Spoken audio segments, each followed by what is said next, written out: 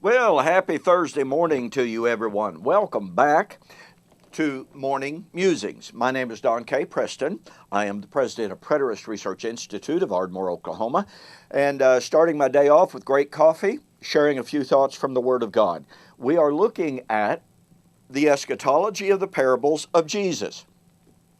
I have suggested to you that Jesus' parables are absolute, definitive refutation not only of dispensationalism and Zionism, but any form of futurist eschatology.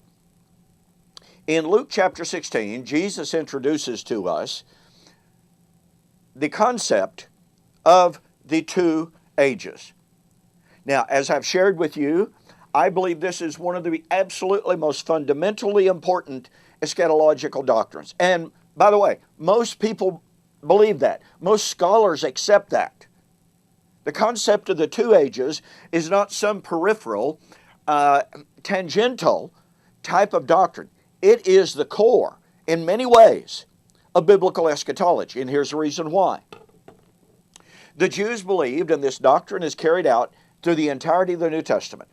I want you to follow me here. This is a very simple outline.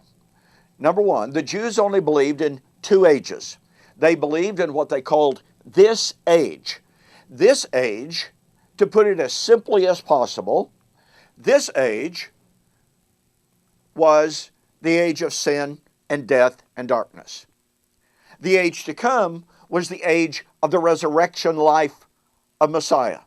Point number two, this age was the age of Moses and the law. You see that demonstrated in Matthew 24 when the disciples linked the Jerusalem temple with the end of the age. See, that temple represented their then present, this age.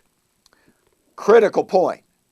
The age to come, what the Hebrews called the Ha'alam Haba, the age to come would be the age of Messiah and the new covenant.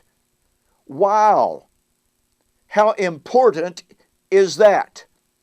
Just ask yourself as a preliminary question, are we today living under the age of Moses and the law, or are we living under the age of Messiah and the new covenant? Well, if you say that we're living under the new covenant, guess what you're saying? You're saying we're living in the age to come. Point number three. The Jews believed, the Bible teaches, that the age of Moses and the law was supposed to pass away. It is the only age that was to ever end. It is the only covenant age, more appropriately, that was to ever end.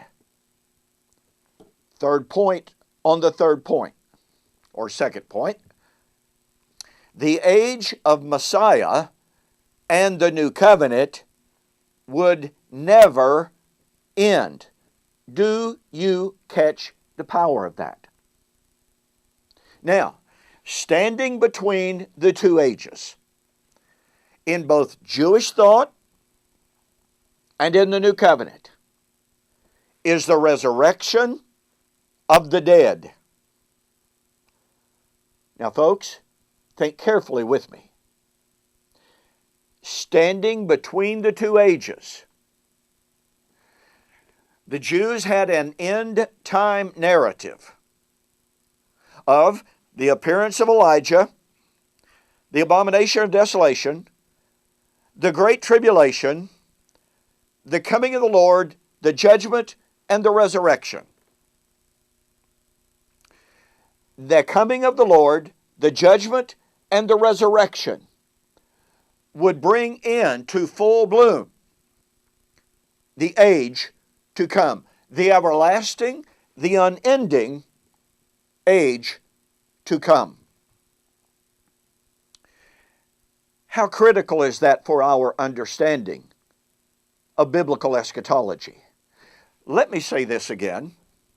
If you believe and if you accept that we are living in the age and in the kingdom of Jesus Christ, as all millennialists and postmillennialists do, then you must believe that we're living in the age to come.